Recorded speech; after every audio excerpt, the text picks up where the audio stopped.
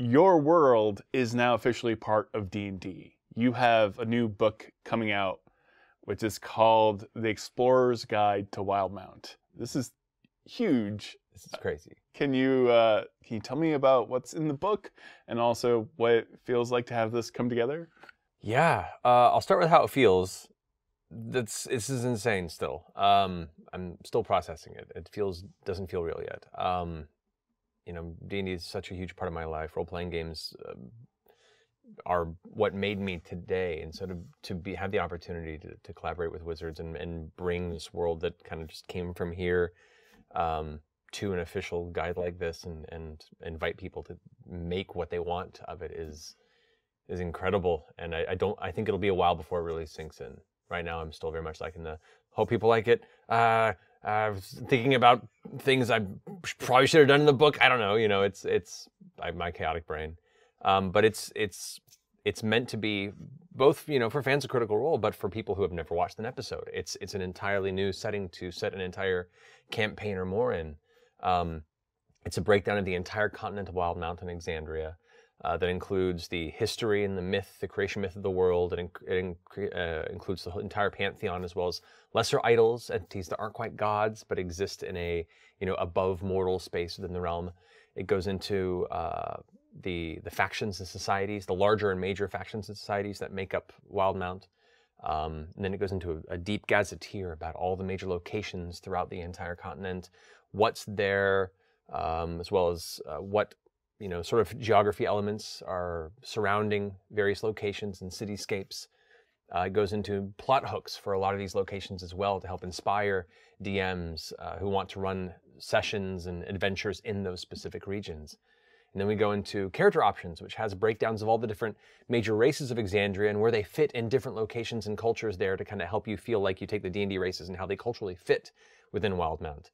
Then that goes into character options, which include 3 new subclasses that are based around dunamancy, which is this mysterious new form of magic that has been developed by the Kryn dynasty that involves, like, you know, space and time and gravity and entropy and a lot of those unique elements of kind of metaphysical space talk that I'm really fascinated with. When there we have a bunch of new spells in dunamancy that are available, and then we have this really cool thing called the Heroic Chronicle, which is a way of creating a character's backstory through tables and dice or choosing, and essentially a really easy way to build a character's background within Wildemount and feel deeply ingrained and assimilated with the cultures there right out of the gate.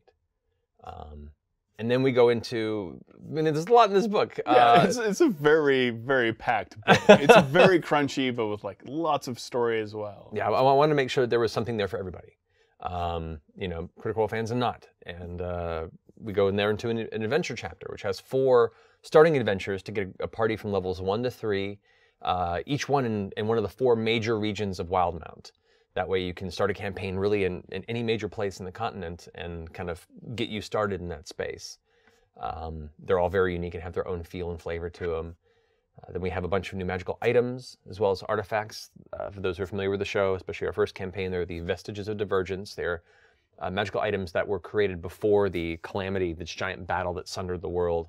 And the Divergence was when the gods left the prime material plane. And so these items that were left over from the time have largely gone dormant. And so they're in a dormant state. They're you know, a decent magical item. And then as a character grows, moments of strong character growth or emotional intensity can trigger them to exalt, you know, or, you know, to awaken into a more powerful state, and so they grow with the character, and then eventually exalt into their most powerful form, which is a high-level artifact. So there's a number of new Vestiges of Divergence in the book that are catered towards Wildemount and some of the elements there. And then we get to expand from there into new creatures. We have a bunch of new monsters, and, you know, elements there. I'm a fan of new monsters. There's a lot of fun stuff in there that's specific to elements of the campaign that people have watched the campaign too, as well as new creatures that are specific to the Wildemount continent, and I'm excited about that. There is a ton in this book. Like, you're right, there really is something for everyone. Like, I hope so. You're getting spells, you're getting monsters, you're getting artifacts, you're getting adventures in there, and you're getting some new subclasses on top of all of that. That's a big book. This is going to be a big book. I think I got the note from Wizards saying, if we end up doing another one, it doesn't have to be as much. I got a little overzealous, and I think that's just because this is my first time doing something like this officially with them, and I want to, make it special, and I want to make people excited about it. I don't want to let anyone down. There's also a lot of art from the community itself, correct? Correct. Yeah. This is because art is a fundamental part of D&D. Oh yeah. So you have tons of art in this. Tell me about that. Really excited because Critical Role and our community is so incredible and so talented. We look for as many opportunities as we can to bring other people in on anything we do, to raise them up, to give them opportunity, to include them in things we do.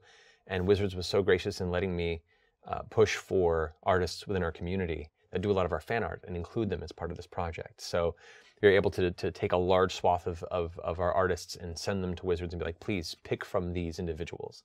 And so together we were able to essentially take, I think the math is right, about half the art in the book comes directly from the Critical Role community, all artists that for the most part had never worked with Wizards before. And so it's been really amazing to see one, how seamlessly it blends with all these incredible artists that have already been seen in a number of D&D books. But also to feel like a part of our community has contributed to bring this world to life. And I'm super proud and super excited to have had everybody on board for it. And this is like the first universe to join D&D since Eberron that I'm aware of. You might be right. Yeah. Oh, no. It's huge. Oh, sorry. No, that's crazy. That's crazy. No, it's wild. Like I said, this is all still sinking in. It's surreal. Pre-order now on dndbeyond.com and receive exclusive bonus content with everything that you need to start your own adventure.